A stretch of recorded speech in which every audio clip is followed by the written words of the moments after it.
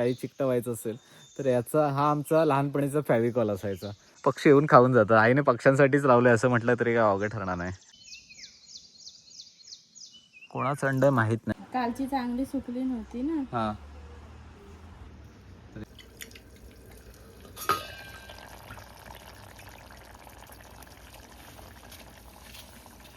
Mobil बटाटा recipe सकाळी सकाळी खायला जबरदस्त. नमस्कार नमस्कार नमस्कार मंडळी, कोकणातल्या आणखीन एका व्हिडिओमध्ये मी संदेश आपल्या सगळ्यांचं मनपूर्वक स्वागत करतो. मंडळी बघा, लख्ख असं ऊन पडलंय. कसं आहे, बऱ्याच अशा बातम्यांमधून न्यूज चॅनलमधून असे वेगवेगळ्या गोष्टी सांगितल्या जातात. तसंच कालच मी एक न्यूज बघितली, कोकणात मान्सूनचं आगमन. सिंधुदुर्ग जिल्ह्यामध्ये मान्सूनचं आगमन, काही ठिकाणी पाऊस. आमच्या रत्नागिरीपर्यंत पाऊस वाटतं अजून पोचलाय नाही. कसं आहे, तुरळक तुरळक ढग येत आहेत, पण काय पावसाचं अजून नामोनिशाण नाही आहे. जसं मान्सून आल्यासारखं वाटतं. नक्कीच आमच्या इकडचे शेतकरी चिंतेत आहे, कारण का पेरणी झालेली आहे आणि वेळेत पाऊस नाही पडला तर हे जे पेरणी केलेले दाणे आहेत ना, ते पक्षी वगैरे खाऊन जातात. तसंच आता आपण एक शेतावरती फेरफटका मारूया आणि तुम्हाला दाखवतो किती ऊन आहे गावाकडे. एकदम कडक ऊन, निरभ्र आकाश. मान्सून येण्याचं काही नाव नाही, पण संध्याकाळी काळे ढग येतात. इकडे बघा, शेतावर आलोय, तुम्हाला शेत पेरणी केलेल्या ठिकाणी देखील घेऊन जातो. पण इकडे जरा बघूया काय काय आहे ते. आईने यावेळी थोडीशी लागवड केली, अळं वगैरे येत आहे बघा. हा जो घेवडीचा आहे ना, तो वेल आहे जुना, तो आईने तसंच गेल्या वर्षीचा मांडव घालून असंच ठेवला आहे.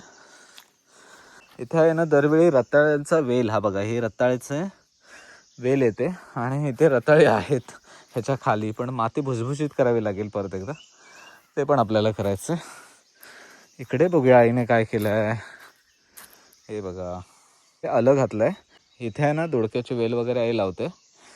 सो बघूया आता, थोडंसं पाणी वगैरे काही गरज नाही आहे कारण ओलंच आहे. पाऊस येईल 1-2 दिवसात असं हवामान खात्याचं म्हणणं आहे, पण काही ठाऊक नाही. इकडे बघा, ही रानकेळ आहे, चवळीचं पान म्हणतात. उपवासाला श्रावण महिन्यात ह्याच पानावरती आम्ही मस्तपैकी छान असा उपवास सोडतो. आता बघा, इकडे रानकेळीचा कोका बघा, याची भाजी देखील काही मंडळी करतात. आता इकडे बघा, तुम्हाला एक अजून गोष्ट दाखवतो. हे आहे भोकरणीचं झाड. ह्याला छान अशी भोकरं आली आहेत बघा, खाली पण पडली आहेत. आम्ही आहे ना पूर्वी शाळेमध्ये ना, लहानपण होतं तेव्हा आम्हाला ना गम वगैरे फार असं शाळेत मिळायचं नाही. मग आम्ही याचा ग्लू आहे ना, त्याचं स्टिकी असं ग्लू निघतो किंवा गम निघतो, रस म्हणूया जसा, तर तो निघतो. तर त्याचा आम्ही चिकटवण्यासाठी म्हणजे काही चिकटवायचं असेल तर याचा हा आमचा लहानपणीचा फॅविकॉल असायचा. असं म्हटलं तरी काय वावगं ठरणार नाही. आता बघा, इकडे पण फळं लागले आहेत. याला भोकरणीचं झाड म्हणतात.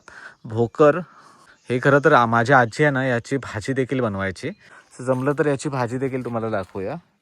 इकडे आमच्या हा कढीपत्ता हा सुरणाचा बघा कसा आलाय, पण याच्या खाली सुरण असेल की ना माहिती नाही. हे बघा, सुरणाचा पाला आलाय वरती. हा आहे काळी मिरीचा वेल. इकडे फणस पण आपला लागलाय. हो, काळी मिरीच्या वेलीवरती काय अजून काय लागलं नाही, काढणी झाली आहे त्याची. आता परत लागेल तेव्हा मात्र नक्की दाखवेन. हे सुरणाचे कांदे इकडे येतात ऑटोमॅटिक. हे बघा, इकडे बघा मंडळी, हे जे आहे ना झाड, हे कोलजनचं आहे. आईने लागवड केलेली आणि त्याला बघा फुलं आले ते वेगवेगळ्या प्रकारचे, मस्त फुलं आहेत. चला, इकडे आम्ही सगळं साहित्य ठेवलं आहे पावसासाठी. लाकडं थोडीशी स्टोअर करून ठेवले आहेत. पावसामध्ये लाकडं महत्त्वाची चूल पेटवायला. चला, हे असं सगळं. इथे अजून हळद लागवड आम्हाला करायची. आम्ही दरवर्षी एवढ्याच भागात हळद लागवड करतो, जे आम्हाला वर्षभर पुरते. चला, आता तिकडे जाऊया, तिथे पण काय काय आहे ते तुम्हाला दाखवतो. इकडे बघा, इकडे भाजीचा मळा आपण छोटासा बनवलेला. अजून पण भाजी आहे थोडी थोडी, कधीतरी एकदा दोनदा खायला मिळते आठवड्यात. ह्या आईने काहीतरी कणीस लावलेलं, बाजरीचं की ज्वारीचं काहीतरी. ते बघा किती छान उगवलं आहे. पक्षी येऊन खाऊन जातं. आईने पक्ष्यांसाठीच लावलं आहे असं म्हटलं तरी काय अवघड ठरणार नाही, कारण आम्ही त्याचं काय एवढं काढून आमचं काय उत्पन्न होणार नाही. 2-3 कणीस जरा पक्षी येऊन खातात. आता इकडे बघा, मला असं वाटलेलं पेरणी झाल्याच्या नंतर आहे ना, मस्तपैकी रोपं वगैरे उगवली असेल. जे धान्य पेरले ना आपण, भात, तसं थोडंसं वरती असतं, तर पक्षी वगैरे येऊन खातात. ते बघा सर्रास. 1-2 दिवसात जर पाऊस पडला तर ह्या जे आपण जे पेरलं आहे ते अंकुरित होईल आणि मस्तपैकी छान असं आपण जे पेरणी केलेलं भात आहे ते उगवेल. इकडे बघा, बांधावरती आपण आहे ना, हे बघा, आलं घातलं. आलं, तुरीच्या शेंगा, पावचे आणि भेंडीचे इकडे लागवड झाली शेताच्या बांधावर. सर्रास कोकणामध्ये या सगळ्या गोष्टी तुम्हाला शेताच्या बांधावर पेरलेल्या किंवा अशा लावलेल्या दिसतील. आता हे शेणी जाळल्यात आणि त्याच्यात थोड्याशा बिया टाकायच्यात. तर इकडे बघा मंडळी शेतावर आलो आहे. हे अंड कोणाचं आहे माहीत नाही. हे बघा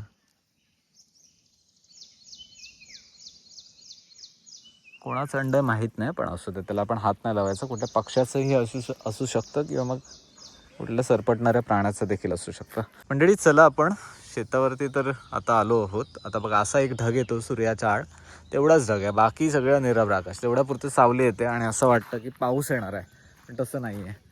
चला मंडळी शेतावरचा फेरफटका तर झाला आहे. आता आपण जाऊया घरी आणि आज खास सोनाली काहीतरी सुक्या मच्छीची रेसिपी बनवणार आहे, तिलाच जाऊन विचारूया. चला घरी आलो आहे. आता बघा इकडे साठं सुकत घातले आहेत. जून महिना आला आहे नाही,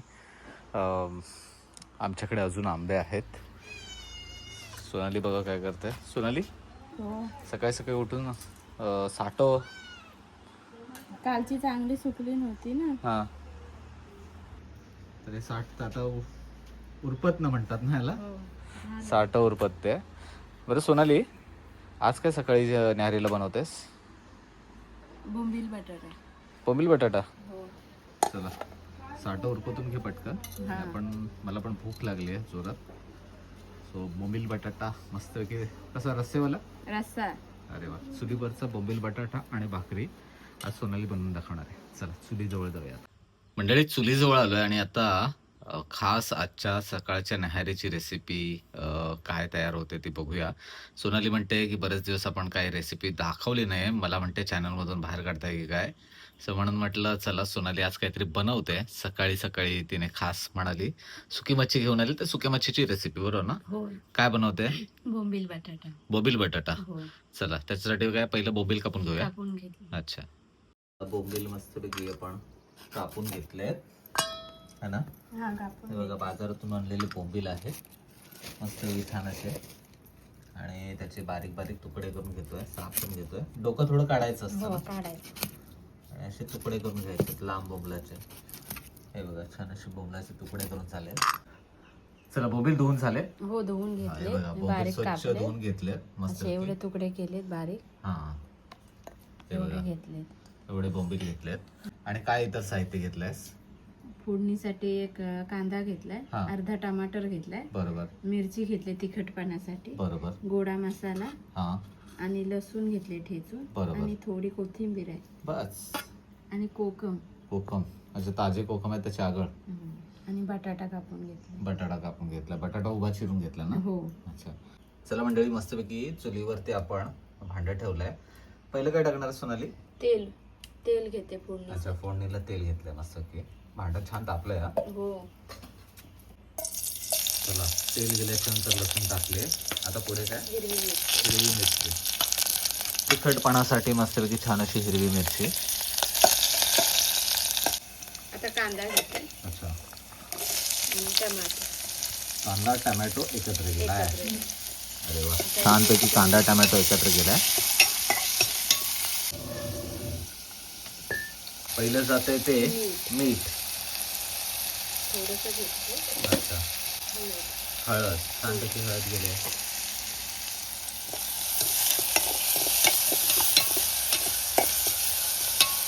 तिखट घेतलं. आता 1 चमचा तिखट घेतलाय. 1 ते 1.5 चमचा घ्यायचा ना. हो. चला आज रविवार आहे म्हणून संडे गरम मसाला पण जातोय आणि आमचा घरगुती गरम मसाला. असे दोन्ही मसाले मिक्स छानपैकी गेलेत आणि रंग बघा आपल्या फोडणीला छान आलाय. मिरचीचा तिखटपणा पण येईल. त्याच्यामध्ये जातो आपला घरगुती गोडा मसाला छानपैकी. झकास रेसिपी बनणार आहे बघा.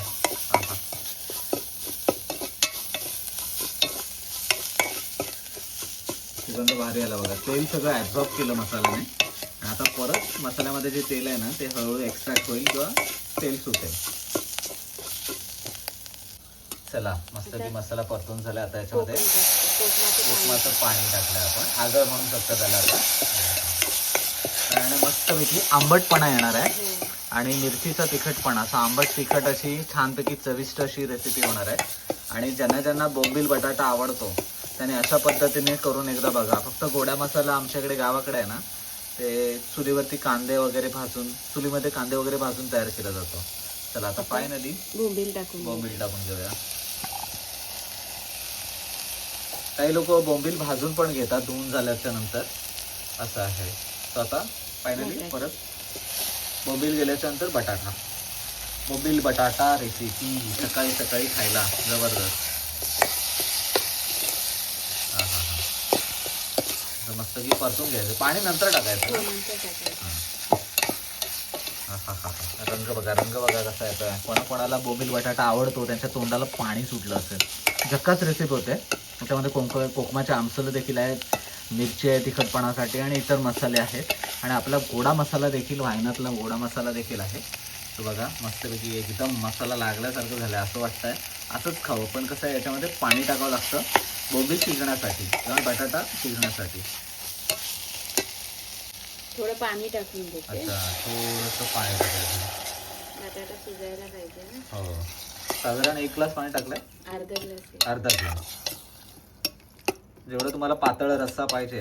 खरं तर रश्श्यासोबत खायला, भाकरीसोबत खायला मजा येते. म्हणजे भाकरी रश्श्यासोबत खायला मजा येते. सो बटाटा शिजला पण पाहिजे आणि त्याचबरोबर बोंबील पण शिजले पाहिजे. चला आता याला चुलीवरती मस्तपैकी काय करायचं आहे, झाकण लावून लावून घ्यायचं. चला बघा, चुलीखाली दिसतो थोडासा वाढवायचा आहे आणि उकळी यायला उकळीवरती शिजवायचं. थोडंसं भांडं बंद करूनच शिजवायचं आहे, कारण बटाटा प्रॉपर शिजला पाहिजे. चला थोडा वेळ वाट बघूया आणि तुम्हाला फायनली रेसिपी दाखवूया. त्याचबरोबर आता आहे ना, सकाळच्या न्याहारीला आमच्या इकडे आता भाकरी तयार होणार आहे, ती देखील तुम्हाला दाखवूया.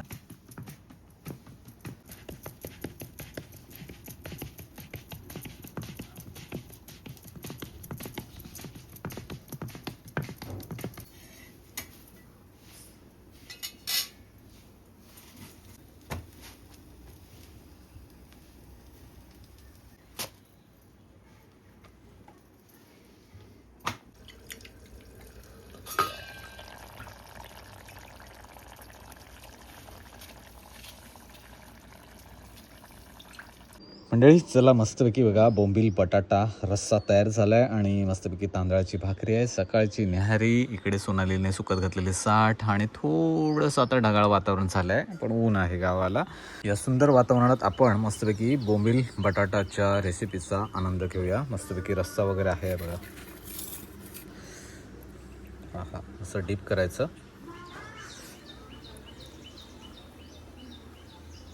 अप्रतिम, मस्त झालं, झकास झाला. थोडंसं बटाटा बघूया.